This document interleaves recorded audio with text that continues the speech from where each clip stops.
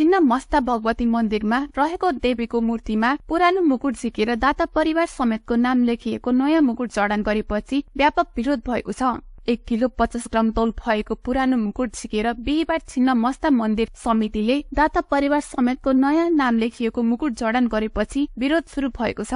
दाता परिवारका कृष्ण कुमारी प्याकुरेल, गोपीराज प्याकुरेल, राधा प्याकुरेल र शंकर प्याकुरेल गरी 4 जनाको नाम कुदेर भगवतीको मूर्तिमा नयाँ मुकुट जडान गरिएको छ। नयाँ मुकुटको तौल 1 किलो 250 ग्राम रहेको छ। पुरानो मुकुट झिकेर नयाँ मुकुट जडान गरी करोडौं श्रद्धालुको आस्थासँग खेलवाड गरेको भन्दै स्थानीयले चर्को विरोध गरेका छिन्न मस्ता गाउँपालिकाका अध्यक्ष विद्यानन्द चौधरीले आफूलाई समेत जानकारी नदिई एकतर्फी ढंगले समितिले मुकुट हेरफेर गरेको भन्दै आक्रोश पोखेका छन्। उनले सो त्रुटि तत्काल सच्याउन समितिलाई कडा निर्देशन दिएको बताए। आफू खुशी माताको मुकुट परिवर्तन गरी समितिले करोडौं श्रद्धालु भक्तजनको आस्थामाथि चोट पुर्याउने काम गरेको छ। उनले भने यसलाई तत्काल सच्याउन मन्दिर नै पुगेर समितिलाई कडा निर्देशन दिएको छु। उनले गाउँपालिकाकै पहलमा पुरानो मुकुटलाई सुन्दरता प्रदान गरी शुक्रबार साँझ 5 बजे भित्र मन्दिरमा पुनः स्थापित गरिने तयारी गरेको समितिले जानकारी दिए।